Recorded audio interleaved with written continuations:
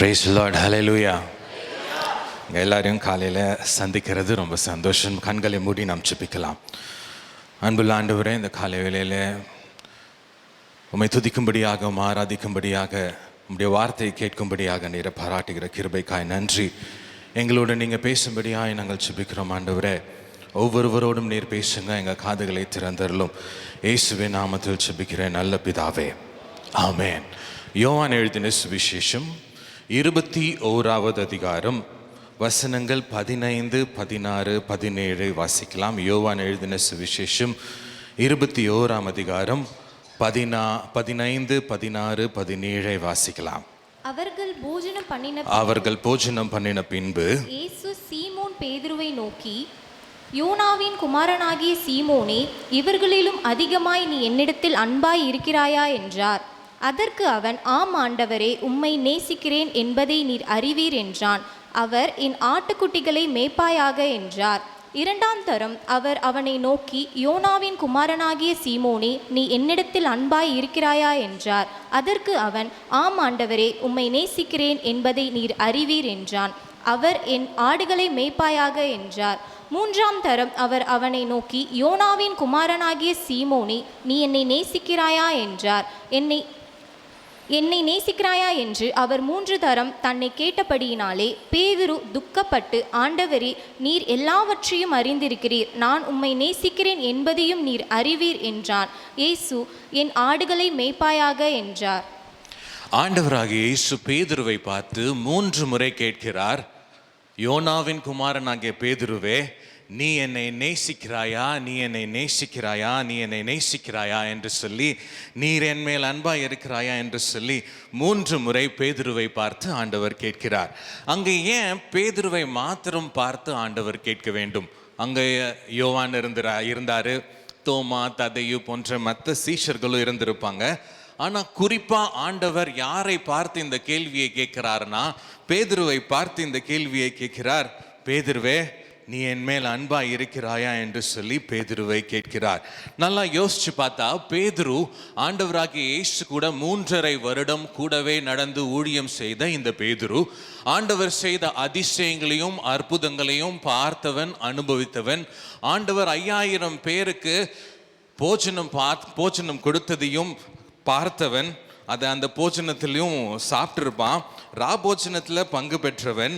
இன்னும் பல அதிசயங்களையும் அற்புதங்களையும் பார்த்தவன். ஆண்டவர் அந்த சிறு பெண்ணை உயிரோடு எழுந்திருக்கும் போது கூடவே இருந்தான். லாசருவை உயிரோடு எழுப்பும்போது கூடவே இருந்தான். ஆனால் சிலுவை பாதையில் போகும்போது ஆண்டவர் கூட கொஞ்சம் போகிற மாதிரி போனான். ஆண்டவர் ஆனால் யாருன்னு தெரியலன்னு சொல்லிட்டு 3 முறை ஆண்டவரை மறுதலித்தான். இந்த மறுதலித்த ஆண்டவரை 3 முறை மறுதலித்த இந்த பேதுருவை பார்த்து ஆண்டவர் கேட்கிறார், நீ என் மேல அன்பாய் இருக்கிறாயா?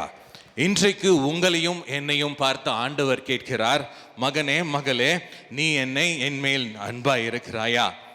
நீ என் மேல் அன்பாய் இருக்கிறாயா என்று சொல்லி 3 முறை கேட்கிறார். To you love me? சில நேரங்களில் நாம் சில விஷயங்களில் நாம் சமரசம் செய்கிறவர்களாக காணப்படுகிறோம்.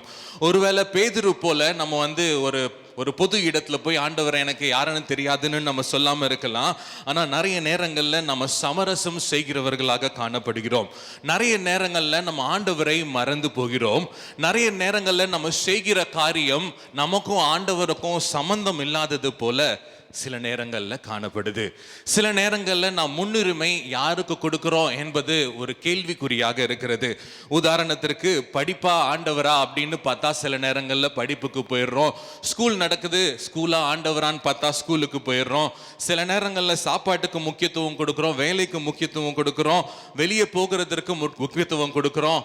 ஆண்டவரை செகண்ட் பிளேஸ், அதாவது 2வது இடத்துல தள்ளி விடுகிறோம். முக்கியத்துவம் ஆண்டவருக்கு நிறைய நேரம் நாம் கொடுக்கறதில்லை. சில நேரம் நாம் வெட்கப்படுகிறோம், ஆண்டவரை பற்றி சொல்வதற்கும் நாம் வெட்கப்படுகிறோம். நாம் பேதுருவை போல மறுதலிக்கிறவர்களாக நம்ம காணப்படுகிறோம். சில நேரங்களில் நண்பர்கள் கேட்பாங்க, தம்பி, நீ டெய்லி சர்ச்சுக்கு போறியே, வாரம் சர்ச்சுக்கு போறியே, என்ன கத்துக்கிற? ஆண்டவரை பற்றி என்ன நீ நினைக்கிற? ஏன் நீ மட்டும் பெரிய வித்தியாசமான ஆளா அப்படின்னு கேட்கும்போது நம்ம ஆண்டவரை பற்றி சொல்றதுக்கு நம்ம தயங்குறோம், வெட்கப்படுறோம். சில நேரங்களில் அப்படியே சிரிச்சிட்டு அப்படியே மழுப்பிட்டு நம்ம வருகிறவர்களாக நம்ம சொல்லாமல் வருகிறவர்களாக காணப்படுகிறோம். நம்மை பார்த்து தான் ஆண்டவர் இன்றைக்கு கேட்கிறார், நீ என் மேல் அன்பாயிருக்கிறாயா? Do you love me? நீ என் மேல அன்பாய் இருக்கிறாயா என்று ஆண்டவர் கேட்கிறார். ஆண்டவராகிய இயேசு கிறிஸ்து ஊழியம் செய்த காலத்திலே அநேக சீடர்கள், அநேக 12 பேர் மாத்திரமல்ல, அதை தாண்டி நிறைய பேர் ஆண்டவரை பின்தொடர்ந்து கொண்டே வந்திருந்தாங்க. ஆனா ஆண்டவருடைய சிலுவை பாதை நெருங்க நெருங்க கெத்செமனேக்கு அப்புறம் அநேக பேர் எங்க போனாங்கன்னு தெரியல. கடைசியா ஆண்டவர் கூட சிலுவை பக்கத்துல நின்றது, ஆண்டவரோட நெருங்கிய, ஆண்டவர் மேல மிகவும் அன்பா இருந்த சில பேர் மாத்திரமே. நம்புறீங்களா? அல்லேலூயா. சில பேர் மாத்திரம்தான் ஆண்டவர் கூட கடைசி வரைக்கும், சிலுவை வரைக்கும் பயணம் செய்தாங்க. நீங்களும் நானும் இன்னைக்கு என்ன ஆண்டவர் விரும்புகிறார்னா, ஆண்டவர் கூட கடைசி வரைக்கும் நம்ம பயணம் செய்யணும் என்று ஆண்டவர் விரும்புகிறார். பாதி வழியில் நின்று விடும்படி ஆண்டவர் விரும்பல. கடைசி வரை என்ன பாடுகள் வந்தாலும், எந்த அவமானங்கள் வந்தாலும், எந்த நிலை நமக்கு வந்தாலும் ஆண்டவருக்கு பின் செல்லுகிற மகனாக, மகளாக இருக்கும்படி ஆண்டவர் விரும்புகிறார். ஆமென் சொல்றீங்களா? ஹல்லேலூயா. இங்கே நம்ம 3 பேரை நாம பார்க்க போகிறோம். 3 நபர்கள்னு சொல்ல முடியாது, சில பேரை நம்ம 3ஆக பிரித்து நம்ம பார்க்க போகிறோம். இவங்க கடைசி வரை ஆண்டவர் கூட இருந்தாங்க. அதாவது ஆண்டவரின் மரணம் வரைக்கும், மரணத்தையும் தாண்டி ஆண்டவர் கூட இருந்தாங்க. ஆண்டவரை அடக்கம் பண்ற வரைக்கும் அவர் கூட இருந்து, அவரை விட்டு போகாம இருந்த அன்பான நபர்கள். முதல் நபர் நம்ம பார்க்க போகிறோம், யோவான் என்ற அன்பான சீஷன். ஆண்டவருக்கு மிகவும் நெருக்கமான, மிகவும் அன்பா இருந்த யோவான் என்ற சீஷன். இந்த யோவானுடைய சகோதரனும் யாக்கோபும் ஆண்டவருடைய சீடர்களா இருந்தாங்க. இவர்களை பார்த்து ஆண்டவர் சொன்னார், இடிமுழக்கத்தின் மக்கள், இடிமுழக்க மக்கள் என்று பேரிடுகிறார். ஏன்னா ஒரு காலகட்டத்தில் ஒரு பிரச்சனை வரும்போது, ஆண்டவரே இந்த மக்கள்லாம் பிரச்சனை பண்றாங்க, இவங்க மேல அக்னியை போடுங்க, இவங்களை அழிச்சிருங்க அப்படின்னு சொல்றாங்க. ஆண்டவர் அவர்களுக்கு இடிமுழக்க மக்கள் என்று பெயரிடுகிறார். அதற்கப்புறம் ஆண்டவர் கூட ஊழியத்தில் சேர்ந்து ஆண்டவரின் அன்பை பார்த்து இவர் அன்பின் சீஷனாக மாறிவிடுகிறார். ஹல்லேலூயா. ஆண்டவரோடு நெருங்கி ஜீவிக்க அவர் அன்பினால நிரப்பப்பட்டார். அவர் அன்பின் சீஷனாக மாறிவிட்டார். இன்னும் சொல்ல போனா, அவர் சிலுவையை பார்த்து, இல்லைன்னா சிலுவைக்கு அருகில ஆண்டவர் போகும்போது நிறைய பேர் அசைக்கப்பட்டாங்க. நிறைய பேரோட விசுவாசம் அசைஞ்சது, நிறைய பேர் ஓடி போயிட்டாங்க. ஆனா யோவானுக்கு சிலுவை அவனை கிட்ட இழுத்தது. இன்னைக்கு உங்களுக்கும் எனக்கும் சிலுவை நம்மளை அசைக்க கூடாது. சிலுவை நம்ம பார்க்கும்போது சிலுவைக்கு பக்கத்துல வருகிற மக்களாக நாம் இருக்க வேண்டும். எப்போ நம்ம சிலுவைக்கு பக்கத்துல வருகிற மக்களாக மாறுவோம் என்றால், ஆண்டவர் மேல அன்பு செலுத்தும் போது நாம் அப்படி மாறுவோம். யோவான் என்ற சீஷன் ஆண்டவரோடு நிறைய பயணித்திருக்கிறார். மறுரூப மலையில ஆண்டவரோடு கூட நின்று அங்க மறுரூப மலையின் அனுபவத்தை பெற்றிருந்தார். ஆண்டவராகிய இயேசு யார் என்பதை அவர் முழுமையாக அறிந்திருந்தார். அங்க பிதாவுடைய சத்தத்தை கேட்டார். மோசேயும் எலியாவும் வந்ததையும் பார்த்தார். அவர் முழுமையாக ஆண்டவராகிய இயேசு கிறிஸ்து தேவகுமாரன் என்பதை முழுமையாக அறிந்திருந்தார். அவர் யார் என்பதை நீங்களும் நானும் நன்றாக அறிந்திருந்தால், முழுமையாக அறிந்திருந்தார், அவர் மேல நம்ம அன்பு கூறுவோம். யோவான் 3ஆம் அதிகாரம் 16ஆம் வசனம் நம்ம எல்லாருக்குமே தெரியும். யோவான் 3ஆம் அதிகாரம் 16வது வசனம் நம்ம எல்லாருக்குமே தெரியும். வாசிக்கலாங்களா?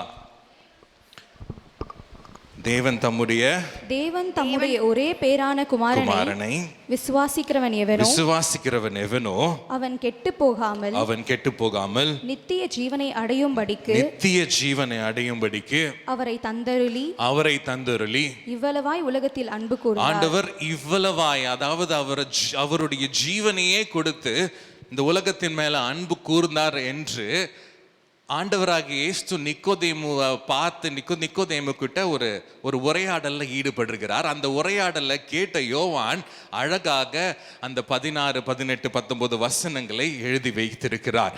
யோவானுக்கு இயேசு யார் என்பது ரொம்ப நன்றாக தெரியும். யோவான் ஆண்டவராகிய இயேசுவை முழுமையாக நேசித்தார், அன்பு செலுத்தினார். அதனால அவர் சிலுவை வரைக்கும் ஆண்டவரோடு பயணித்தார். அந்த சிலுவை வரைக்கும் ஆண்டவரோடு பயணித்ததுனால ஆண்டவர் அவனுக்கு அதிக பொறுப்புகளை கொடுத்தார். அதிக பொறுப்புகளை கொடுத்தது மாத்திரமல்ல, இன்னும் அன்பாக ஆண்டவரை நேசித்ததுனாலே அநேக வெளிப்பாடுகளை ஆண்டவர் கொடுத்தார். நம்ம பைபிள்ல இருக்கிற கடைசி புத்தகத்தை எடுத்து பார்த்தீங்கன்னா பயங்கரமான வெளிப்பாடு. கடைசி காலத்துல என்ன நடக்கும்னு யாருக்கு ஆண்டவர் இதை வெளிப்படுத்தினார்? சீஷனாகிய யோவானுக்கு ஆண்டவர் இதை வெளிப்படுத்தினார். நீங்களும் நானும் சிலுவையின் அண்டை வர வர வர ஆண்டவரின் அன்பை அதிகமாய் நம்ம புரிந்து கொள்வோம். ஆண்டவரின் அன்பை நம்ம அதிகமாய் புரிந்து கொள்ளும் போது ஆண்டவர் நிறைய காரியங்களை நமக்கு வெளிப்படுத்துவார், நிறைய பொறுப்புகளை நமக்கு கொடுப்பார். நம்மை ஆண்டவர் நம்பும் போது நம் ஆண்டவருக்கு விசுவாசமுள்ள அன்பான சீஷனாக நம்மளால ஊழியம் செய்ய முடியும். அவர் யார் என்பதை நாம் அறிவது முக்கியம். ஹல்லேலூயா. இங்கே யோவான் எழுதின சுவிசேஷத்துல 1ஆம் அதிகாரத்துல சில வசனங்களை நம்ம வாசிக்கலாம். இங்கே யோவானுக்கு எவ்வளோ தெரிந்திருக்கு பாருங்க. ஆண்டவரை குறித்த வெளிப்பாடு மற்ற எல்லா சுவிசேஷ புத்தகத்தை காட்டிலும் யோவான் எழுதின சுவிசேஷத்துல ஒரு வித்தியாசமான வெளிப்பாடுகளை பார்க்கலாம். நிறைய இடங்கள்ல இல்லாத காரியங்கள் யோவான் சுவிசேஷத்துல இருக்குது. இங்கே ஆரம்பிக்கும் போதே உங்களுக்கு தெரியும், யோவான் சுவிசேஷம் ஆரம்பிக்கும் போதே ஆதியிலே வார்த்தை இருந்தது, அந்த வார்த்தை தேவனிடத்தில் இருந்தது, அந்த வார்த்தை தேவனாய் இருந்ததுன்னு ஆரம்பிக்கிறார். இந்த மாதிரி யாருனாலையும் ஆண்டவரை பற்றி முழுமையா தெரியாத யாருமே இந்த அளவுக்கு தெளிவா எழுத முடியாது. 14வது வசனம் நான் வாசிக்கிறேன் பாருங்க. அந்த வார்த்தை மாம்சமாகி கிருபையினாலும் சத்தியத்தினாலும் நிறைந்தவராய் நமக்குள்ளே வாசம் பண்ணினார். அவருடைய மகிமையை கண்டோம். அது பிதாவுக்கு ஒரே பேரானவருடைய மகிமைக்கு ஏற்ற மகிமையாகவே இருந்தது. இந்த அளவுக்கு ஆண்டவரோடு நெருங்கி வாழ்ந்த சீஷனாகிய யோவான். நீங்களும் நானும் எந்த அளவுக்கு ஆண்டவரை அறிந்திருக்கிறோம், எந்த அளவுக்கு நீங்களும் நானும் ஆண்டவரோடு நெருங்கி ஜீவிக்கிறோம், எந்த அளவுக்கு ஆண்டவரை பற்றி காரியங்கள் உங்களுக்கு தெரியும், எந்த அளவுக்கு நம்ம ஆண்டவரை நேசிக்கிறோம். இன்றைக்கு உங்களையும் என்னையும் பார்த்து ஆண்டவர் கேள்வி கேட்கிறாரு, நீ என்னிடத்தில் அன்பாய் இருக்கிறாயா? Do you love me? ஆமென். அடுத்ததாக 2 பேரை நாம பார்க்க போகிறோம். சிலுவை அண்டை சில ஸ்திரீகள் வந்தாங்க. ஆண்டவராகிய இயேசு கிறிஸ்துவை சிலுவையில் அறையும் போது, சிலுவை பாதையில் ஆண்டவராகிய இயேசு போகும்போது சில ஸ்திரீகள் ஆண்டவர்கிட்ட வந்தாங்க. அந்த ஸ்திரீகளில் சில பேர் பார்த்தீங்க அப்படின்னா இயேசுவின் தாயாகிய மரியாள், மகதலேனா மரியாள் வந்தாங்க. இயேசுவின் தாயாராகிய மரியாளுடைய சகோதரியும் வந்தாங்க. இன்னொரு மரியாள் வந்தாங்க. அவங்க யாருன்னா ஆண்டவராகிய சீஷனாகிய சின்ன யாக்கோபுன்னு ஒரு சீஷன் இருக்காரு. அந்த சின்ன யாக்கோபுடைய தாயாகிய மரியாள் அங்கேயும் வந்தாங்க. 4 மரியாள் வந்து ஆண்டவராகிய இயேசு கிறிஸ்துவின் சிலுவை பாதையில் சிலுவை பக்கத்தில் வந்தாங்க. அடுத்தது யாக்கோபு மற்றும் யோவானுடைய தாயார், அவங்க பேர் சலோமி, அவங்களும் சிலுவை பக்கத்தில் வந்தாங்க. இந்த 4 மரியாள் இருக்காங்க, சலோமி இருக்கிறாங்க. இதில் 2 மரியாளை குறித்து நம்ம பார்க்க போகிறோம். யார் அந்த 2 மரியாள்? முதல் மரியாள் மகதலேனா மரியாளை குறித்து பார்க்க போகிறோம். இரண்டாவது இயேசுவின் தாயாகிய மரியாளை குறித்து நம்ம பார்க்க போகிறோம். லூக்கா 8ஆம் அதிகாரம் 2ஆம் வசனத்திலே மகதலேனா மரியாளை குறித்து எழுதப்பட்டிருக்கிறது. லூக்கா 8ஆம் அதிகாரம் 2வது வசனத்தை நாம் வாசிக்கலாம். அவர் பொல்லாத ஆவிகளையும் வியாதிகளையும் நீக்கி குணமாக்கின சில ஸ்திரீகளும் 7 பிசாசுகள் நீங்கின மகதலேனால் எண்ணப்பட்ட மரியாளும். அடுத்த வசனம். ஏரோதின் காரியக்காரனான கூசாவின் மனைவியாகிய யோவானாலும் சூசனாலும் தங்கள் ஆஸ்திகளால் அவருக்கு ஊழியம் செய்து கொண்டு வந்த மற்ற அநேக ஸ்திரீகளும் அவருடனே இருந்தார்கள். இந்த மகதலேனா மரியாளை ஆண்டவர் விடுவித்தார். ஊழியத்தின் ஆரம்ப காலத்தில் இந்த மகதலேனா மரியாளை ஆண்டவர் சந்தித்து இருக்கக்கூடும். அப்பொழுது இந்த மகதலேனா மரியாளுக்கு ஆண்டவர் பூரண விடுதலையை கொடுத்தார். அந்த விடுதலையை பெற்ற உடனே அவள் மறந்து போகவில்லை. அவள் சரி, ஆண்டவராக இயேசு கிறிஸ்து எனக்கு விடுதலை கொடுத்தாருன்னு சொல்லிட்டு மாத்திரம் இல்லை, என்ன செய்தாங்களாம், அவங்க சில ஸ்திரீகளோடு சேர்ந்து ஆண்டவருக்கு பொருளாதார ஆஸ்திகளால் அவருக்கு ஊழியம் செய்தார்கள். ஆண்டவரை மறந்து விடவில்லை மகதலேனா மரியாள். ஆண்டவருக்கு உண்மையுள்ள சீஷியாக கடைசி வரை சிலுவை வரைக்கும் ஆண்டவருக்கு ஊழியம் செய்து எந்தெந்த விதத்தில் அவருடைய ஊழியத்தை தாங்க முடியுமோ அந்தந்த விதத்தில் ஆண்டவருடைய ஊழியத்தை தாங்கினாள். இன்னைக்கு நீங்களும் நானும் எப்படி என்பதை யோசித்து பார்க்கலாம். நம் விடுதலையை பெறுகிறோம், சுகத்தை பெறுகிறோம், ஆண்டவர்கிட்ட இருந்து அற்புதங்களை பெறுகிறோம். நம்ம எந்த அளவுக்கு சிலுவை வரைக்கும் ஆண்டவர் பின்னாடி வருவோமா, இல்லை நடுவிலேயே நம்ம ஆண்டவர் செய்த அற்புதங்களை மறந்து ஆண்டவரோட ஊழியத்தை நம்ம அற்பமாக எண்ணுகிறோமா என்பதை நம்ம யோசித்து பார்க்க வேண்டும். ஆண்டவர் இன்றைக்கு உங்களை பார்த்து, என்னை பார்த்து கேட்கிறார், டு யூ லவ் மீ? நீ என்மேல் அன்பாய் இருக்கிறாயா? அடுத்ததாக ஒரு சகோதரியை நாம் பார்க்க போகிறோம். தாயாகிய மரியாள், இயேசுவின் தாயாகிய மரியாள். லூக்கா 1 அதிகாரம் 38வது வசனத்தை நாம் வாசிக்கலாம். அதற்கு மரியாள், இதோ நான் ஆண்டவருக்கு அடிமை, உம்முடைய வார்த்தையின்படி எனக்கு ஆக கடவது என்றாள். அப்பொழுது தேவதூதன் அவளிடத்தில் இருந்து போய்விட்டான். இந்த மரியாளுக்கு எவ்வளோ ஒரு அர்ப்பணிப்பு பாருங்க. ஆண்டவருடைய சித்தத்தை இந்த பூமியில செய்யறதற்கு நான் அடிமை என்ற அளவுக்கு முழுமையான ஒரு அர்ப்பணிப்பை அவங்க கொடுக்குறாங்க. அவங்க நல்லா யோசிச்சு பார்த்தீங்கன்னா, அவங்க முழு வாழ்க்கையும் ஆண்டவராகிய இயேசு கிறிஸ்துவுக்கு ஊழியம் செய்கிறதற்கு அர்ப்பணிக்கப்பட்ட ஒரு வாழ்க்கை. இயேசுவுக்கு பின்னாடி நிறைய இடங்களில் ஊழியங்களுக்கு போயிருப்பாங்க. ஊழியத்திற்கு முன்னாடியும் 30 வருடங்களுக்கு முன்னாடியும் நிறைய சேவைகளை ஆண்டவருக்கு செஞ்சுருப்பாங்க. சின்ன வயசில் யோசிச்சு பாருங்க, ஆண்டவராகிய இயேசு கிறிஸ்து பிறந்த உடனே ஆண்டவராகிய இயேசு கிறிஸ்து தேவகுமாரனுக்கு ஊழியம் செய்கிற ஒரு பெரிய பாக்கியத்தை அவங்க பெற்றிருந்தாங்க. அவங்க வாழ்க்கை முழுவதும் இந்த ஊழியத்திற்குன்னு அர்ப்பணிச்சிட்டாங்க. இன்னைக்கு நம்ம நல்லா யோசிக்க வேண்டிய காரியம் என்னன்னா, இன்னைக்கு மரியாள் போன்ற தாயார் உங்களுக்குள்ள இருக்கலாம். உங்களுக்குள்ள இருக்கிற சில பேர் நீங்கள் ஒரு வேளை வெளியே ஊழியம் செய்கிற அளவுக்கு உங்களுக்கு வாய்ப்புகள் இல்லாமல் இருக்கலாம். இந்த மரியாளுக்கும் பெருசாக வெளியே ஊழியம் செய்கிற அளவுக்கு வாய்ப்புகள் இல்லை பாருங்க. அவங்க பெரிய ஆர்ப்பாட்டம் எதுவுமே செய்யலை. அவங்க அமைதியாக ஆண்டவராகிய இயேசுவுக்கு பின்னாடி நின்று அவங்களுக்கு என்னென்ன உதவி செய்ய முடியுமோ எல்லா உதவியும் அமைதியாக எந்த ஒரு ஆர்ப்பாட்டமும் இல்லாமல் செஞ்சாங்க. அவங்க போய் எல்லா ஊழிய இடத்துலையும் போயிட்டு, நான் இயேசுவின் தாயாகிய மரியாள் வந்திருக்கிறேன், எனக்கு ஒரு சேர் போடுங்க, இல்லை எனக்கு முக்கியத்துவம் கொடுங்கன்னு கண்டிப்பாக கேட்டிருக்க மாட்டாங்க. அமைதியான ஒரு ஸ்திரீ, அன்பால் நிறைந்த ஒரு ஸ்திரீ, ஆண்டவரின் சித்தத்தை நிறைவேற்ற, ஆண்டவரின் சித்தத்தை இயேசு செய்கிறதை கண்டு மகிழ்ந்து ஊழியம் செய்த ஒரு சகோதரி. இங்கே இருக்கிற அநேக தாயார் நீங்கள் அப்படி இருக்கலாம். உங்கள் வீட்டில் இருக்க மக்களுக்கு நீங்கள் பின்னாடி இருந்து ஊழியம் செய்யலாம். உங்கள் பிள்ளைகள் ஆண்டவருடைய வழியில் நடக்கிறதற்காக நீங்கள் பின்னாடி இருந்து நிறைய சப்போர்ட் செய்யலாம், நிறைய ஜெபங்களை ஏறெடுக்கலாம். சபையில் நிறைய பேர் பாண்டிச்சேரியின் எழுப்புதலுக்காக ஜெபிக்கலாம், இங்கே ஊழியம் செய்கிற மக்களுக்காக நீங்கள் ஜெபிக்கலாம். நீங்கள் எல்லாருமே மரியாளை போல ஆண்டவரை நேசிக்கிற ஒரு சகோதரியாக இருக்கிறீங்க என்பதில் சந்தேகமே இல்லை. நீங்கள் முழுமையான அன்பு ஆண்டவர் மேலே வைத்திருக்கிறீங்க. அதனால மரியாள் போல நீங்கள் பின்னாடி இருந்து ஊழியர்களை தாங்குகிற ஊழியத்தை செய்கிறீங்க. உங்கள் மக்களை, உங்கள் பிள்ளைகளை தாங்குகிற இந்த நல்ல அன்பான ஊழியத்தை நீங்கள் செய்கிறீங்க. ஒருவேளை இங்கே இருக்கிற தாய்மார், ஒருவேளை நீங்கள் அந்த அளவுக்கு ஊழியம் செய்யலைன்னு நினைச்சிங்கன்னா, ஆண்டவர் உங்களையும் அழைக்கிறார். இன்னைக்கு நீங்கள் ஏதோ ஒரு விதத்தில் ஆண்டவருக்கு பின்னாடி நின்று ஏதோ ஒரு ஊழியத்தை செய்யும் போது, நீங்கள் இந்த தாயான மரியாள் செய்த ஊழியத்தை போல ஆண்டவரை நேசித்து நீங்கள் செய்கிற ஊழியமாக அது மாறும். இன்றைக்கு கேள்வி என்னன்னா, நீங்களும் நானும் ஆண்டவரை எவ்வளவாய் நேசிக்கிறோம்? ஆண்டவர் மேலே நம்ம அன்பாக இருக்கிறோமா? ஆண்டவர் உங்களை பார்த்து கேட்கிறார், டு யூ லவ் மீ? அடுத்ததாக ஒரு 2 பேரை நாம் பார்க்க போகிறோம். அர்மத்தேயு ஊரானாகிய யோசேப்பு மற்றும் நிக்கோதேமு என்பவர்கள். நான் இப்போ உங்கள்கிட்ட ஒரு கேள்வி கேட்கணும்னு நினைக்கிறேன். உங்களுக்கு பதில் தெரிஞ்சதுன்னா சொல்லுங்க. பதிலும் நானே சொல்லிட்டேன். ஆண்டவராகிய இயேசு இறந்ததுக்கு அப்புறம் யார் ஆண்டவரை அடக்கம் பண்ணினா?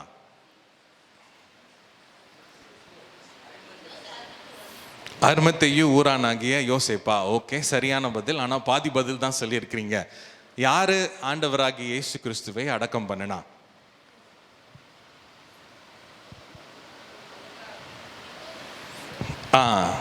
ஆன்சர் தான் நானே சொல்லிட்டேன்னு சொன்னேன்ல. அர்மத்தேயு ஊரானாகிய யோசேப்பும் அடக்கம் பண்ணாரு, நிக்கோதேமுவும் சேர்ந்து அடக்கம் பண்ணினார். நம்ம வசனத்தை வாசிக்கலாம். யோவான் 19வது அதிகாரம் 38 40 வசனங்களை நாம் வாசிக்கலாம். யோவான் 19வது அதிகாரம் 38 40 வசனங்களை வாசிக்கலாம். இவைகளுக்கு பின்பு அரிமத்தியா ஊரானும் யூதாருக்கு பயந்ததினால் இயேசுவுக்கு அந்தரங்க சீஷனுமாகிய யோசேப்பு இயேசுவின் சரீரத்தை எடுத்துக்கொண்டு போகும்படி பிலாத்துவினிடத்தில் உத்தரவு கேட்டான். பிலாத்து உத்தரவு கொடுத்தான். ஆகையால் அவன் வந்து இயேசுவின் சரீரத்தை எடுத்து கொண்டு போனான். ஆரம்பத்திலே ஒரு ராத்திரியில் இயேசுவினிடத்தில் வந்திருந்த நிக்கோதேமு என்பவன் வெள்ளை போலமும் கரிய போலமும் கலந்து ஏறக்குறைய 100 ராத்தால் கொண்டு வந்தான். அவர்கள் இயேசுவின் சரீரத்தை எடுத்து யூதர்கள் அடக்கம் பண்ணும் முறைமையின்படியே அதை சுகந்த வர்க்கங்களுடனே சீலைகளில் சுற்றி கட்டினார்கள். ஆமென். இந்த 3 வசனத்துல நமக்கு தெளிவா தெரியுது யாரு ஆண்டவராகிய இயேசு கிறிஸ்துவை அடக்கம் பண்ணினான்னு. ஆண்டவராகிய இயேசு கிறிஸ்து ஒரு சாதாரண மனிதன் அல்ல. அவர் தெய்வகுமாரன். அவர் உங்களுக்காகவும் எனக்காகவும் சிலுவையில அறையுண்டு கடைசி சொட்டு இரத்தத்தையும் உங்களுக்காகவும் எனக்காகவும் சிந்தி ஆண்டவருடைய சித்தத்தை நிறைவேற்றினார். ஆண்டவருடைய சித்தத்தை முழுமையாக நிறைவேற்றின இந்த இயேசுவுக்கு ஆண்டவருடைய சித்தத்தின்படி தான் அடக்கம் நடந்திருக்கணும். கரெக்டுங்களா? அந்த ஆண்டவரின் சித்தத்தின் கீழே வருகிற இந்த 2 பேர் தான் நிக்கோதேமு மற்றும் இந்த யோசேப்பு. அவங்க இவ்வளோ நாள் பைபிளில் பெருசாக அவங்க குறிப்பிடப்படலைன்னாலும் ஆண்டவரை அவங்க அந்தரங்கமாக பின்பற்றி கொண்டு இருந்தார்கள். ஆண்டவரை அவர்கள் தேவனுடைய குமாரன் என்று அவர்கள் முழுமையாக விசுவாசித்து கொண்டு இருந்தார்கள். கொஞ்சம் கூட ஆண்டவராகிய இயேசுவை சிலுவையில் அறையிறதற்கு அவங்க தலைவர்களாக இருந்தும் அவங்க அதற்கு ஒத்து போகவில்லை. ஆண்டவரோடு கூட ரகசியமாக நடந்த சீடர்களாக இருந்தாங்க. இவங்க 2 பேரும் பாருங்க சம பணக்காரங்க, பயங்கரமான பணம் உடையவங்க. அரிமத்தேயு ஊரானாகிய யோசேப்பு. நிக்கோதேமுவும் பயங்கரமான பண உடையவர். நிக்கோதேமு பயங்கரமான தாகமுடைய, ஆண்டவரை குறித்து ஒரு தாகமுடைய ஒரு மனிதன். அதனாலதான் யோவான் 3ஆம் அதிகாரத்துல ராத்திரியில சந்திக்கிறார். நல்லா படிச்சு பார்த்தீங்கன்னா யோவான் 3ஆம் அதிகாரத்துல ஒரு சில வசனங்கள்ல ராத்திரியில சந்திச்சு ஆண்டவராகிய இயேசு கிறிஸ்துவை பார்த்து நிறைய குவெஸ்சன்ஸ் கேட்கிறாரு. அவருடைய ஆர்வத்தை பார்த்து ஆண்டவராகிய இயேசு கிறிஸ்து அவர்கிட்ட நிறைய வெளிப்படுத்துறார். நான் ஏன் இந்த உலகத்துல வந்தேன் அப்படின்னு சொல்றாரு. அந்த சர்ப்பத்தை வனாந்திரத்துல தூக்கி நிறுத்தின மாதிரி என்னையும் தூக்கி நிறுத்துவாங்க, அப்பதான் இந்த உலகத்துக்கு ரட்சிப்பு வரும். நான் தான் தேவகுமாரன் என்ற சத்தியத்தை யாருக்கு ஆண்டவர் வெளிப்படுத்தினானா நிக்கோதேமுக்கு ஆண்டவர் வெளிப்படுத்துறாரு. நிக்கோதேமு ஒரு பரிசேயனாக இருந்தார். அவர் இஸ்ரவேலின் ஆசிரியர், அதாவது இஸ்ரவேலுக்கே சொல்லி தருகிற ஒரு ஆசிரியர்னு அந்த அதிகாரத்துல இருக்கு. இன்னொரு இடத்துல டீச்சர் ஆஃப் ஆல் டீச்சர்ஸ், அதாவது அங்க போதிக்கிற மக்களுக்கெல்லாம் போதகராகிய நிக்கோதேமுவை ஆண்டவர் சந்தித்திருக்கிறார். அந்த நிக்கோதேமுக்கு ஆண்டவர் மேல முழு நம்பிக்கை இருக்கு. அதனாலதான் யோவான் 7ஆம் அதிகாரத்திலையும் ஒரு இடத்துல பார்த்தீங்கன்னா ஆண்டவராகிய இயேசு கிறிஸ்துவை அவருக்கு எதுவும் செய்யாதீங்க அப்படின்னு சொல்லிட்டு ஒரு இடத்துல அவர் பரிந்துரைக்கிறார் ஆண்டவராகிய இயேசு கிறிஸ்துவுக்கு. பணக்காரராகிய இந்த யோசேப்பும் பணக்காரராகிய இந்த நிக்கோதேமுவும் ஆண்டவருக்கு கடைசி வரைக்கும் நின்று ஆண்டவராகிய இயேசு கிறிஸ்துவின் மரணத்திற்கு அப்புறம் அடக்கம் செய்கிறாங்க. அவர் எடுத்துட்டு வந்திருக்காரு பாருங்க 100 பவுண்டு. அது என்ன போட்டிருக்குது அங்கே 100 ராத்தல் கொண்டு வந்தார். 100 பவுண்டு எடை கொண்ட அந்த கிரியை போலமும் வெள்ளை போலமும் கலந்த அந்த ஒரு மிக்சரை அவர் கொண்டு வந்தார். என்ன சொல்றாங்க அப்படின்னா, அவர் எடுத்துட்டு வந்த அந்த பொருள் இருக்கு இல்லையா, அந்த பொருளுக்கு விலை எவ்வளோன்னா 10 லட்சத்திலிருந்து 1 கோடி வரைக்கும் போகுமா இன்னைக்கு. அது இஸ்ரவேல் தேசத்துல கிடைக்க வாய்ப்பு இல்லை. அது எங்கிருந்தோ அரபு தேசத்திலிருந்து வர வைத்த ஒரு பொருளாக இருக்கக்கூடும். அதுக்கு இவ்வளோ காஸ்ட்லியாக இருக்கக்கூடும். அவர் பணக்கார மனிதன். அவர் ஆண்டவரை ரகசியமாக பின்பற்றினார்.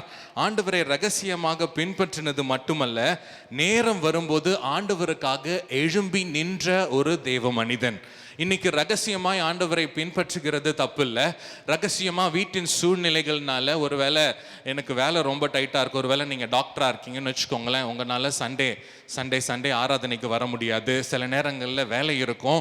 ஆனால் ரகசியமாக நீங்கள் ஆண்டவரை பின்பற்றுறீங்க. அந்த அளவுக்கு ஊழியத்தில் என்னால் ஈடுபட முடியாது அப்படின்னு நீங்கள் சொல்லலாம். ஆனால் எந்த அளவுக்கு நேரம் வரும்போது ஆண்டவருக்காக நிற்கிறீங்க என்பது ரொம்ப ரொம்ப முக்கியம். ஹல்லேலூயா. இங்க யோசேப்பும் இங்க நிக்கோதேமுவும் பணக்காரர்கள், ஆண்டவரை ரகசியமாக பின்பற்றினார்கள்.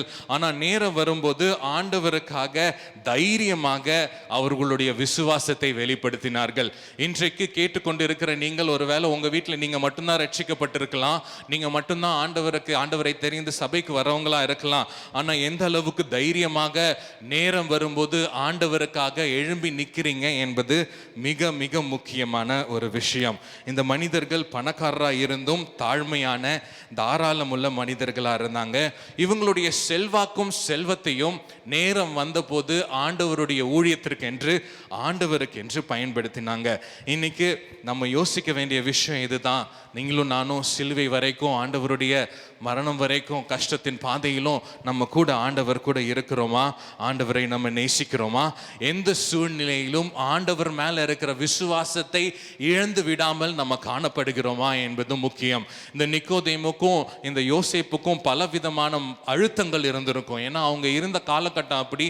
இயேசுவை பின்பற்ற இந்த நிக்கோதேமும் இயேசுவை பின்பற்றினாரு அப்படின்னா அவரை ஒதுக்கி வச்சிடுவாங்க, இல்லைன்னா அவரை ஏதாச்சும் பண்ணிடுவாங்க. ஆனால் அந்த சூழ்நிலையிலும் வைராக்கியமாய் வாழ்ந்த இந்த இரண்டு நபர்கள் ஆண்டவருக்காக அவர்கள் செல்வத்தையும் செல்வாக்கையும் நேரம் வரும்போது பயன்படுத்தினாங்க. நேரம் வந்தபோது ஆண்டவருக்காக வைராக்கியமாய் எழுந்து நின்ற மனிதர்கள். இன்றைக்கு நீங்களும் நானும் ஆண்டவருக்காய் வைராக்கியமாய் எழுந்து நிற்கிற மனிதர்களா இருக்கிறோமா என்பது நம்ம யோசிக்க வேண்டிய கேள்வி. ஹல்லேலூயா. இன்னைக்கு ஆண்டவர் உங்களை பார்த்து கேட்கிறார், நீ என் மேல் அன்பா இருக்கிறாயா? Do you love me? நம்ம இந்த 3 மனிதர்களை நம்ம பார்த்தோம். 2 மரியாளை பார்த்தோம், யோசேப்பு மற்றும் நிக்கோதேமுவை பார்த்தோம், யோவான் ஆகிய சீஷனை பார்த்தோம். அடுத்ததாக 3 பேரை நம்ம பார்க்க போகிறோம். இந்த மாதிரி நம்ம இருக்கக்கூடாது பாருங்க. இந்த 3 பேர் ஆண்டவரை மறுதலித்தார்கள். ஆண்டவரை தெரியாதுன்னு சொல்லிட்டாங்க, இல்லைன்னா ஆண்டவரை காட்டி கொடுத்தாங்க. இன்னொன்று, ஆண்டவருக்கு எதிர்க்கட்சியில் நின்று அவரை சிலுவையில் அறையும் என்று சொன்னாங்க. முதலாவது யூதாஸ். லூக்கா எழுதின சுவிசேஷம் 22வது அதிகாரம் 5வது வசனம். லூக்கா 22. அவர்கள் சந்தோஷப்பட்டு அவனுக்கு பணம் கொடுக்க உடன்பட்டார்கள். அவர்கள் சந்தோஷப்பட்டு, எதுக்காக சந்தோஷப்பட்டாங்கன்னா இயேசுவை காட்டி கொடுக்கறதுக்காக. இவன் பணம் வாங்குறதுக்கு யூதாஸ் ஓகே சொல்லிட்டாரு. அதனால அவங்க சந்தோஷப்பட்டாங்க. அந்த அதிகாரிகள், அந்த பரிசேயர்கள் சந்தோஷப்பட்டாங்க. ஏன்னா ஆண்டவரை காட்டி கொடுக்க போகிறான், பணத்தை வாங்கி காட்டி கொடுக்க போகிறான்னு சந்தோஷப்பட்டாங்க. இன்னைக்கு நம்ம எப்படி இருக்கக்கூடாது பாருங்க. ஆண்டவர்கிட்ட இருந்து அற்புதங்களை வாங்கி, ஆண்டவர் செய்த அற்புதங்களை பார்த்து, ஆண்டவர் கூடவே நடந்து, ஆண்டவர் கூடவே ஊழியம் செய்து, ஆண்டவர் என்னென்ன செய்தாரோ, கடல் மேலே நடந்து வந்ததை பார்த்தார், மரித்த லாசரு உயிரோடு எழும்பினதை பார்த்தார். எல்லாவற்றையும் பார்த்த இந்த யூதாசு பணத்திற்காக ஆண்டவரை மறுதலித்து விடுகிறான், ஆண்டவரை காட்டி கொடுக்கிறான். இன்னைக்கு ஆண்டவரிடத்திலிருந்து அற்புதத்தை பெற்ற நாம், ஆண்டவரின் வழியிலே நடக்கிற நாம், எந்த காரணத்திற்காகவும், யாருக்காகவும், பணத்திற்காகவும், எதற்காகவும் ஆண்டவரை நாம் விட்டுவிடவே கூடாது. ஹல்லேலூயா. ஒரு பெரிய பாடத்தை ஆண்டவர் இங்கே நமக்கு சொல்லி தருகிறார். ஏனென்றால் யூதாசு முழுமையாக ஆண்டவரை நேசிக்கவில்லை. யூதாசுடைய நேசம், பாசம் எல்லாமே பணத்து மேலே இருந்தது. அதனால பணம் வரும்போது ஆண்டவரை அவனுக்கு பெருசாக தெரியல. இன்னைக்கு எது உங்களுக்கு பெருசாக தெரியுது? பணம் பெருசாக தெரியுதா? செல்வாக்கு பெருசாக தெரியுதா? இல்லை ஆண்டவர் பெருசாக தெரிகிறாரா? ஆண்டவர் பார்த்து கேட்கிறார், நீ என் மேல் அன்பா இருக்கிறாயா? அடுத்தது பேதுருவை நாம் பார்க்கிறோம். யோவான் 18ஆம் அதிகாரம் 15லிருந்து 17 வசனத்தில் மறுதலித்த பேதுருவை பார்க்கிறோம். பேதுரு அன்பான சீஷன் தான். அவனும் யோவான் கூட போயிட்டு தான் இருக்கார். யோவான் கூட அங்கே உள்ள ஹை ப்ரீஸ்ட், பிரதான ஆசாரியர் இருக்கிற இடத்துல போயிட்டு தான் இருக்காரு. ஆனால் அங்கே ஒரு அழுத்தம் வரும்போது ஆண்டவரை மறுதலித்து விடுகிறான். படிக்கலாம். யோவான் 18ஆம் அதிகாரம் 15லிருந்து 17. சீமோன் பேதுருவும் வேறொரு சீஷனும் இயேசுவுக்கு பின் சென்றார்கள். அந்த சீஷன் பிரதான ஆசாரியனுக்கு அறிமுகமானவனாய் இருந்ததினால் இயேசுவுடனே கூட பிரதான ஆசாரியனுடைய அரண்மனைக்குள் பிரவேசித்தான். பேதுரு வாசலருகே வெளியே நின்றான். அப்பொழுது பிரதான ஆசாரியனுக்கு அறிமுகமானவனாய் இருந்த மற்ற சீஷன் வெளியே வந்து வாசல் காக்கிறவர்களுடனே பேசி பேதுருவை உள்ளே அழைத்து கொண்டு போனான். அப்பொழுது வாசல் காக்கிற வேலைக்காரி பேதுருவை நோக்கி, நீயும் அந்த மனுஷனுடைய சீஷரில் ஒருவன் அல்லவா என்றாள். அவன், நான் அல்ல என்றான். குளிர்காலமானபடியினாலே ஊழியக்காரர். அங்கே என்ன நடக்குது பாருங்க. யோவான் வந்து பேதுருவை உள்ள கூட்டிட்டு போறாரு. யோவானுக்கு தெரிந்தவங்க இருக்கிறதுனால அவர் உள்ளே போகலான்னு சொல்லிட்டு போகிறாரு. அதே பேதுரும் ஆர்வமாக உள்ளே போகிறார். உள்ளே போகும்போது அந்த கேட்டில் இருக்கிற ஒரு ஸ்திரீ வந்து கேட்குறா, ஒரு பெண் கேட்குறா, நீ அந்த மனுஷனோட இருந்தவன் தானப்பா நீ அப்படின்னு கேட்கும்போது கொஞ்சம் கூட கூச்சப்படாமல் ஆண்டவரை மறுதலிக்கிறான். ஒரு சூழ்நிலை வரும்போது, ஒரு அழுத்தமான சூழ்நிலை வரும்போது ஆண்டவர் யார் என்றே தெரியாமல் மறுதலிக்கிறான். உங்களுடைய என்னுடைய அழுத்தமான சூழ்நிலையில நம்ம எப்படி நடந்து கொள்கிறோம்? ஒருவேளை நம்மளை சுற்றி ஆண்டவரை அறியாதவங்க இருக்கலாம், நம்ம வேலை செய்கிற இடத்துல ஆண்டவரை அறியாதவங்க இருக்கலாம். ஒரு சூழ்நிலை வரும், அப்போ நம்ம ஆண்டவரை தெரியாத மாதிரி அப்படியே நடித்து அப்படியே நடந்து போகிறோமா? இல்லை ஆண்டவரே தெரியாதுன்னு சொல்லிட்டு அவங்க கூட சேர்ந்து நம்ம சினிமா பாட்டுக்கு டான்ஸ் ஆடுறோமா? நம்ம கல்யாணத்தில், நம்ம காது குத்தில், நம்ம விதவிதமான நம்மளுடைய வாழ்க்கை நடையில், வாழ்க்கையில் நடக்கிற பலவித விழாக்களில் நம்ம எப்படி ஆண்டவரை பிரதிபலிக்கிறோம்? நம்ம பேதுருவை போல மறுதலிக்கிறோமா? இல்லை யோவானை போல ஆண்டவருக்கு பின்தொடர்றோமா? யோவானை போல ஆண்டவருக்கு பின்தொடர்றது கஷ்டம்தான். ஆனால் பேதுருவை போல அந்த அழுத்தத்திற்கு இடம் கொடுக்கறது ஈஸி தான். ஆனால் ஆண்டவர் பலவிதமான சூழ்நிலைகள்னால ஆண்டவர் அவனுடைய உள்ளத்துக்குள்ள மனக்கசப்பை கொடுத்து பேதுருவை திரும்பி அழைத்தார். இன்றைக்கு நீங்களும் நானும் எப்படி இருக்கோன்னு யோசிச்சு பார்க்கலாம். முழுமையாக ஆண்டவரை நேசித்தோம் என்றால் நாம் ஆண்டவரை மறுதலிக்க மாட்டோம்.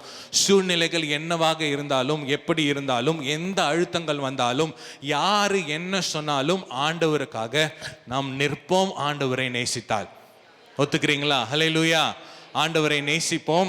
ஆண்டவரை நேசிக்கும் போது எந்த சூழ்நிலையிலும் நம்ம ஆண்டவருக்காக நிற்போம். ஆண்டவரை மறுதலித்த மூன்றாவது பேர், இது ஒரு தனிப்பட்ட நபர் இல்லை, ஆனால் ஒட்டுமொத்த கூட்டமும் ஆண்டவரை மறுதலித்தாங்க. ஆண்டவர் சிலுவை பாதையில் போகும்போது ஒட்டுமொத்தமாக அந்த பிரதான ஆசாரியர்களோட சேர்ந்து மக்கள் எல்லாரும் கூச்சலிட்டாங்க, அவரை சிலுவையில் அறையும் என்று கூச்சலிட்டாங்க. யார் இந்த மக்கள்? ஆண்டவருடைய சொந்த ஜனங்கள்.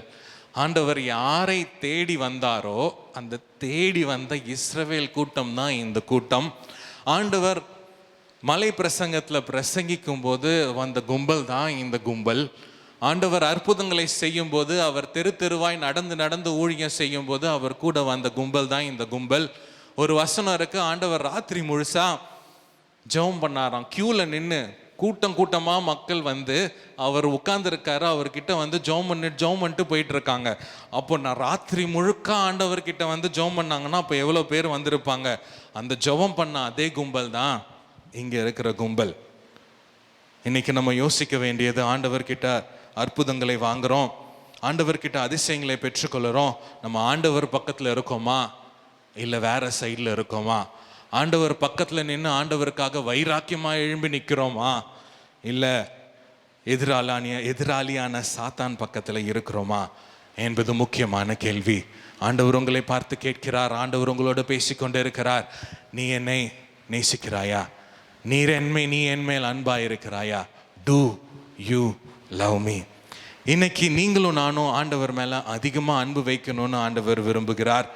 நீங்களும் நானும் ஆண்டவர் மேலே கடைசி வரைக்கும் அன்பாக இருக்கணும் என்று விரும்புகிறார். நீங்களும் நானும் பாதி வழியில் யூதாசை போல போய்விட வேண்டும் என்று விரும்பவில்லை. பேதுருவை போல மறுதலிக்க வேண்டும் என்று விரும்பவில்லை. இந்த ஆண்டவருக்கு கூச்சலிட்டாங்களே சிலுவையில் அறையும்னு, அந்த மாதிரியும் ஆண்டவர் நம்ம நிற்கணும்னு விரும்பலை. ஆண்டவர் நம்மை யோவானை போல அவரை பின்தொடரும்படி, கடைசி வரை பின்தொடரும்படி நம்மை அழைக்கிறார். விசுவாசிக்கிறீங்களா? ஹல்லேலூயா. ஆண்டவரை முழுமையாக இன்னும் அதிகமாக நாம் நேசிக்க நம்ம என்ன செய்ய வேண்டும்? நம்ம நிறைய நேரங்களில் நம்ம பாட்டெல்லாம் பாடுறோம், அன்பு கூறுவேன் இன்னும் அதிகமாய். அப்போ அன்பு கூறுறதுக்கு நம்ம என்ன செய்ய வேண்டும்? இன்னும் அதிகமாய் ஆண்டவரே நாங்கள் உன் மேலே அன்பு கூறணும், இன்னும் அதிகமாக உங்கள் மேலே அன்பு கூறணும். யோவான் போல இந்த கடைசி வரைக்கும் வந்த மக்கள் மாதிரி நாங்கள் கடைசி வரைக்கும் உங்களை விட்டுவிடவே கூடாது அப்படின்னு ஆண்டவர் எதிர்பார்க்குறார். நீங்களும் ஆண்டவர் மேலே அன்பு கூற ஆயத்தமாக இருக்கிறீங்களா? கடைசி வரைக்கும் ஆண்டவர் மேலே அதிகமாக அன்பு செலுத்த ஆயத்தமாக இருக்கிறீங்களா? ஆமென். முதலாவது, நாம் ஆண்டவரை அன்பு செலுத்தணும் என்றால் நாம் ஆண்டவரை அறிய வேண்டும். இயேசு யார் என்பதை நீங்களும் நானும் அறிந்தால் நம் ஆண்டவர் மேலே அதிகமாக அன்பு செலுத்துவோம். இயேசு யார் என்பதை நீங்களும் நானும் முழுமையாக அறிந்து கொண்டால் நாம் ஆண்டவர் மேலே அன்பு செலுத்துவோம்.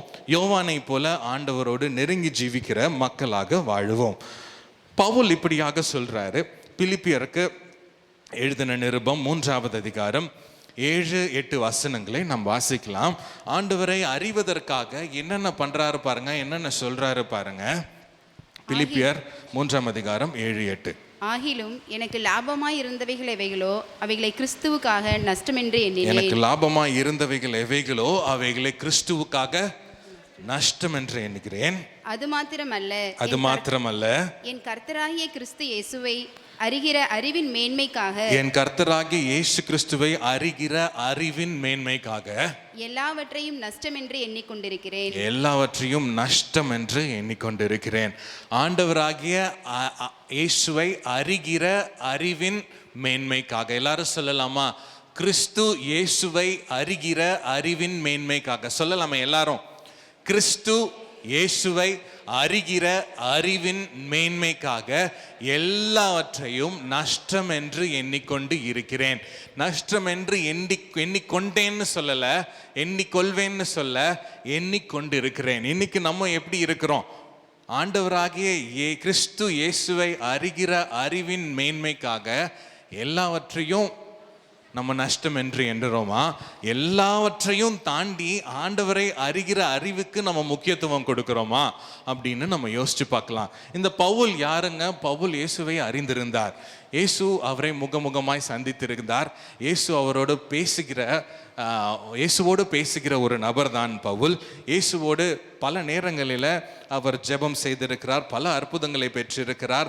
பல நேரங்களில் நமக்கு புரிந்து கொள்ளக்கூட கஷ்டமாக இருக்கிற பல வசனங்கள் பவுல் எழுதியிருக்கிறார். அந்த அளவுக்கு ஆண்டவராக இயேசுவை குறித்து அறிந்து வைத்திருக்கிற பவுல் தான் சொல்றாரு, ஆண்டவராக கிறிஸ்து இயேசுவை அறிகிற அறிவுக்கு எல்லாத்தையும் நான் இழந்து விட ஆயத்தமாக இருக்கிறேன், குப்பையாக எண்ணுறேன் அப்படின்னு சொல்கிறாரு.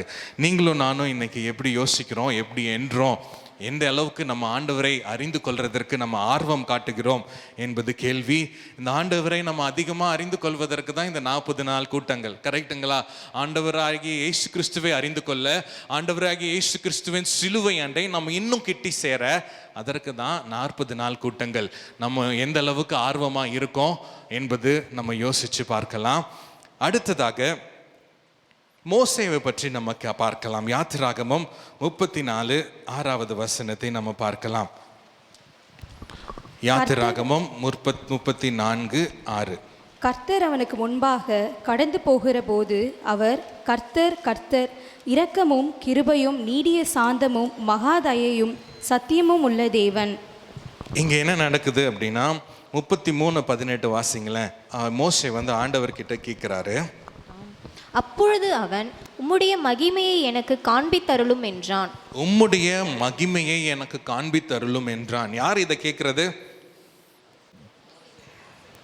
மோசே ஆண்டவரை பார்த்து கேட்கிறார், உம்முடைய மகிமையை எனக்கு காண்பித்தருளும். ஆண்டவரை சந்தித்த மோசே, ஆண்டவரிடமிருந்து 10 கட்டளைகளை வாங்கின மோசே, ஆண்டவரிடம் நிறைய காரியங்களை பேசின மோசே, மன்றாடின மோசே, இன்னும் அதிகமாய் உம்மை தெரிந்து கொள்ளணும் அப்படின்னு ஆர்வமாக கேட்குறாரு. என்ன கேட்குறாரு?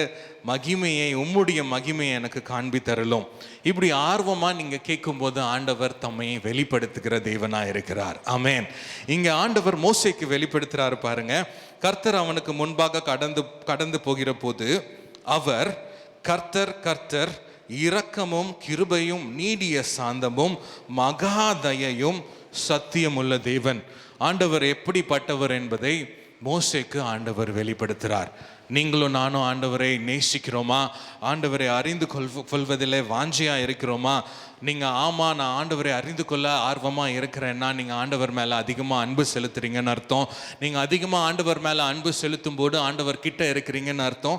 ஆண்டவர் தம்மை வெளிப்படுத்துகிற தேவனாக இருக்கிறார். உங்களுக்கு யாருக்கும் புரியாத, யாருக்கும் தெரியாத ஆண்டவரை பற்றின காரியங்களை உங்களுக்கு ஆண்டவர் வெளிப்படுத்துவார். எப்போ? நீங்களும் நானும் ஆண்டவரை அறிந்து கொள்ள ஆர்வமாக இருக்கும் பொழுது. இன்னொரு வசனம், நம்ம எல்லாருக்கும் தெரிந்த வசனத்தை வாசிக்கலாம். சங்கீதம் 91 அதிகாரம் கடைசி 3 வசனங்களை வாசிக்கலாம். சங்கீதம் 91 கடைசி 3 வசனங்களை நாம் வாசிக்கலாம். அவன் என்னிடத்தில் வாஞ்சையாய் இருக்கிறபடியால், அவன் என்னிடத்தில் வாஞ்சையாய் இருக்கிறபடியால். இது இங்கிலீஷ்ல because he loves me, அவன் என் மேல பாசம் வச்சிருக்கிறதுனால, அவன் என் மேல அன்பு வைத்திருக்கிறதுனால, இங்க இங்கிலீஷ்ல கூட இருக்கு பாருங்களேன், நம்ம டிவி ஸ்கிரீன்ல கூட இருக்கு, because he had set his love upon me. அவன் என் மேல அன்பு வைத்ததுனால என்ன பண்ணுவாரு? அவனை விடுவிப்பேன். அவனை விடுவிப்பேன். என் நாமத்தை அவன் அறிந்திருக்கிறபடியால், என் நாமத்தை அவன் அறிந்திருக்கிறபடியால் அவனை உயர்ந்த அடைக்கலத்திலே வைப்பேன்.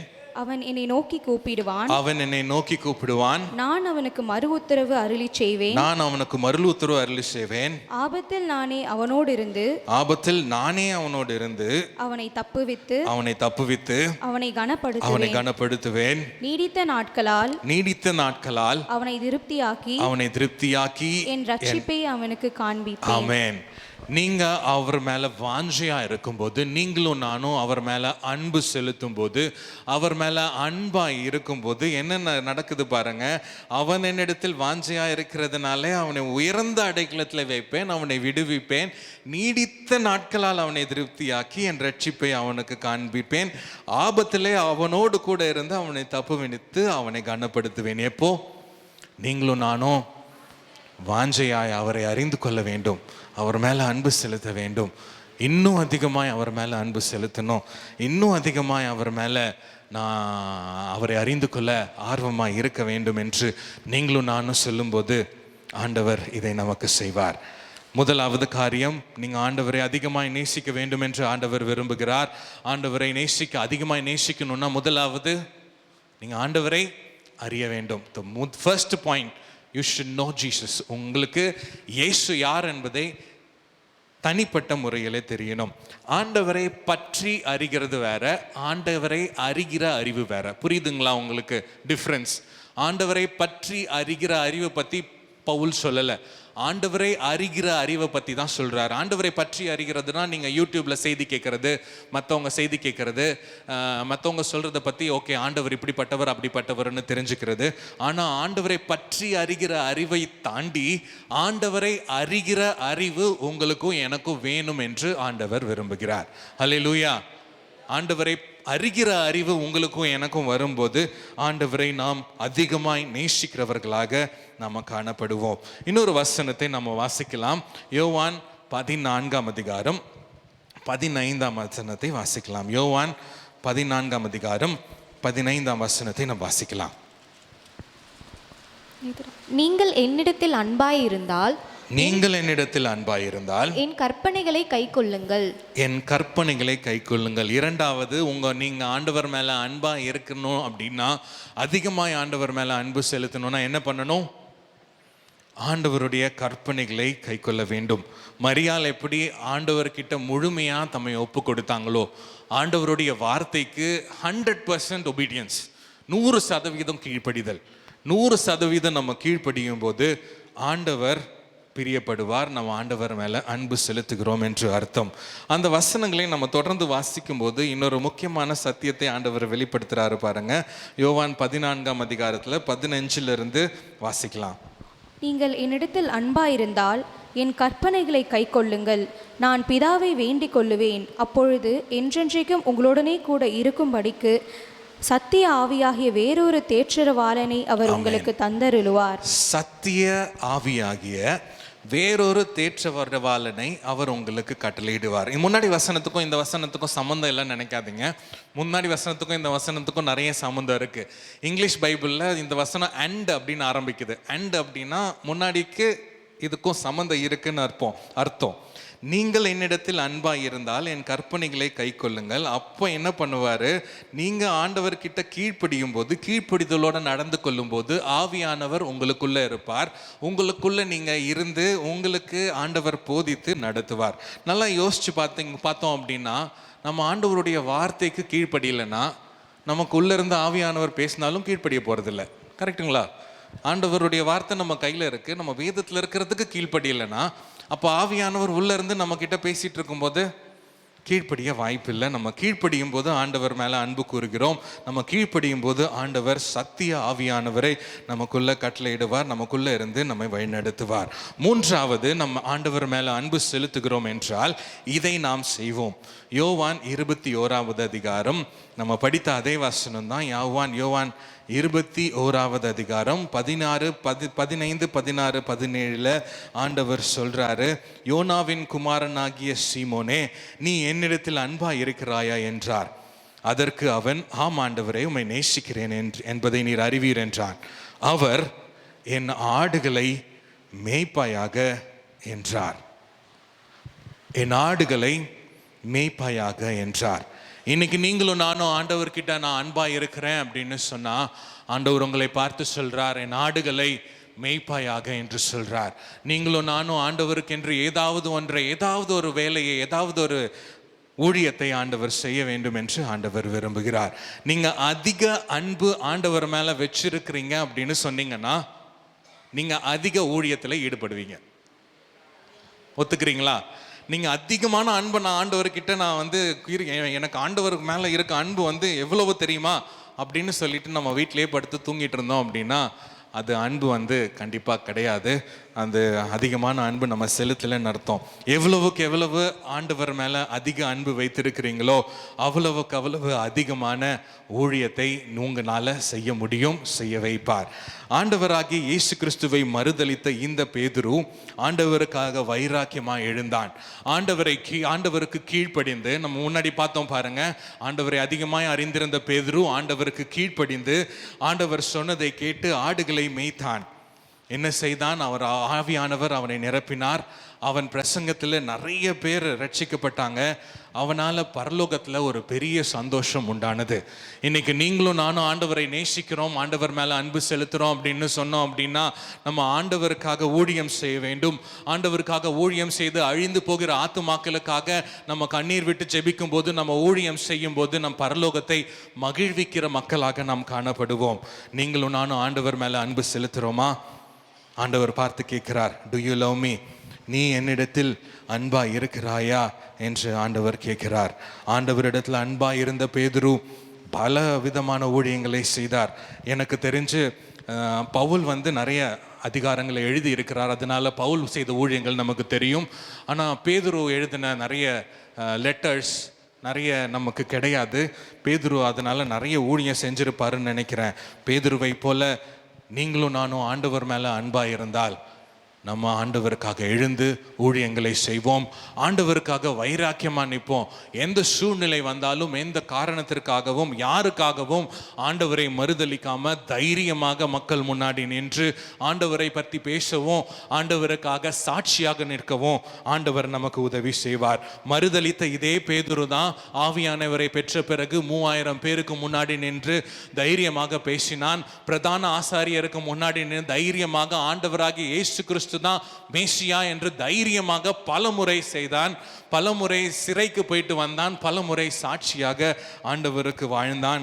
கிபி 64 67 வருடத்துக்குள்ள நீரோ மன்னனின் காலத்துல சிலுவையில நேரா என்ன அடிக்காதீங்கன்னு சொல்லிட்டு தலைக்கீழா அடிங்க, அதுதான் எனக்கு கரெக்டா இருக்கும்னு சொல்லி ஆண்டவருக்காக தன் ஜீவனையும் கொடுத்தான். இன்னைக்கு ஆண்டவர் உங்களை பார்த்து கேட்கிறார், do you love me? நீ என்னை நேசிக்கிறாயா? என்மேல் அன்பா இருக்கிறாயா என்று உங்களையும் என்னையும் பார்த்து ஆண்டவர் கேட்கிறார். நீங்க அன்பா இருக்கிறேன் ஆமா அப்படின்னு சொன்னீங்கன்னா, நீங்க ஆண்டவரை அதிகமாய் அறிந்து கொள்ள வேண்டும். ஒருவேளை இதுவரைக்கும் ஆண்டவரை தெரிந்து கொள்ளவில்லை என்றார், ஆண்டவரின் சிலுவை பாதை உங்களுக்கு என்னன்னு தெரியலன்னா, நீங்க ஆண்டவரை அதிகமாய் அறிந்து கொள்ள வேண்டும். அப்பதான் யோவானை போல சிலுவை வரைக்கும், மற்ற மரியாள்களை போல, யோசேப்பை போல, நிக்கோதேமு போல சிலுவை வரைக்கும் உங்களால் பயணிக்க முடியும். அப்போ தான் நீங்கள் யூதாஸ் மாதிரி சைடில் போயிட மாட்டீங்க. அப்போ தான் நம்ம பேதுருவ மாதிரி மறுதலிக்க மாட்டோம். ஆண்டவரை நம்ம நேசிக்கிறோன்னு சொன்னால் நம்ம எழுந்து நின்று நாம் செபிக்கலாம். ஆண்டவரே நான் நேசிக்கிறேன் அப்படின்னு சொன்னால் நம்ம எழுந்து நின்று, நம்ம ஒப்பு கொடுத்தவர்களாக எழுந்து நின்று நம்ம ஆண்டவரை நோக்கி பார்க்கலாம். கண்களை மூடி கைகளை உயர்த்தி நம்ம ஆண்டவரை நோக்கி பார்க்கலாம். பேதுருவை பார்த்து, மறுதலித்த பேதுருவை பார்த்து கேட்டீங்களேப்பா, நீ என் மேல் அன்பா இருக்கிறாயான்னு கேட்டீங்க. டு யூ லவ் மீன்னு கேட்டீங்க. இன்னைக்கு எங்களை பார்த்தும் நீங்க அதே கேள்வி கேட்குறீங்கப்பா. நீங்க என் மேல அன்பா இருக்கிறீங்களான்னு கேட்குறீங்கப்பா. நாங்கள் பதில் சொல்கிறோம், ஆண்டவரே நாங்கள் உங்கள் மேலே அன்பாக இருக்கிறோம், உண்மை அதிகமாக அறிந்து கொள்ள நாங்கள் வாஞ்சியாக இருக்கிறோம்ப்பா. நீங்க சொல்வதை கேட்க நாங்க ஒப்பு கொடுக்கிறோம். ஒப்பு கொடுக்கிறவங்க எல்லாம் வாய்களை திறந்து சொல்லுங்களேன். ஆண்டவரே, நாங்க உண்மை அதிகமாக அறிந்து கொள்ள ஆயத்தமா இருக்கிறோம்ப்பா. உண்மை பற்றி இன்னும் அதிகமாக உங்களுடைய சிலுவை கண்டை, சிலுவை அன்பை பற்றி இன்னும் அதிகமாக நாங்க தெரிந்து கொள்ளணும்ப்பா. உங்களுடைய சிலுவை பக்கத்துல நாங்க வர்றதுக்கு நாங்க ஆயத்தமா இருக்கிறோம் ஆண்டவரே. நாங்க உங்க விட்டு விட்டு நாங்க போயிட மாட்டோம் ஆண்டவரே. மற்ற சீடர்கள் மாதிரி நாங்க ஓடி போயிட மாட்டோம். ஏன்னா நாங்க உங்களை அறிந்திருக்கிறோம், உங்க மேல அன்பு கூறுகிறோம்ப்பா. உங்க கிட்டேயே நாங்க இருக்க விரும்புகிறோம் ஆண்டவரே. நீர் என்ன சொல்கிறீர் என்பதை கேட்க நாங்க வாஞ்சியா இருக்கிறோம்ப்பா. உங்க வார்த்தையின்படி நாங்க கீழ்ப்படிந்து நடக்க நாங்க வாஞ்சியா இருக்கிறோம்ப்பா. நாங்க நீங்க சொல்கிற மாதிரி ஆடுகளை மேய்ப்பதற்கும் ஊழியத்தை செய்வதற்கும் நாங்க ஆயத்தமா இருக்கிறோம்ப்பா. சொல்லலாமா வாய்களை திறந்து? ஆண்டவரே, நாங்க ஆயத்தமா இருக்கிறோம் ஆண்டவரே. நாங்க உங்க மேல அதிகமாக அன்பு செலுத்தணும். உங்களை நாங்க விட்டு விட்டு போய்விடக்கூடாது. உங்களுடைய அன்பினால நிரப்புங்கப்பா. அன்புள்ள ஆண்டவரே, இந்த நாளுக்காய் நன்றி. இந்த வேளையிலும் நீர் பேசின வசனங்களுக்காய் நன்றி செலுத்துகிறோம் அப்பா. நீர் எங்களை பார்த்து கேட்ட கேள்விக்காய் நன்றி ஆண்டவரே. இது எங்களோடு பேசி இருக்கும் என்று நாங்கள் விசுவாசிக்கிறோம் ஆண்டவரே. எங்கள் உள்ளத்தில் ஒரு திருப்பத்தை கொண்டு வரும் என்று நாங்கள் விசுவாசிக்கிறோம்ப்பா. அநேக நேரத்தில் நாங்கள் உம்மை மறுதளிக்கிறவராக, உம்மை மறந்து விடுகிறவர்களாக, உம்மை விட்டு நாங்கள் ஓடி போய்கிறவர்களாக நாங்கள் காணப்படுறோம் ஆண்டவரே. இனிமேல் ஆண்டவரே, நாங்கள் உங்கள் மேலே ஒரு வைராக்கியத்தை காண்பிக்க எங்களுக்கு உதவி செய்யுங்க.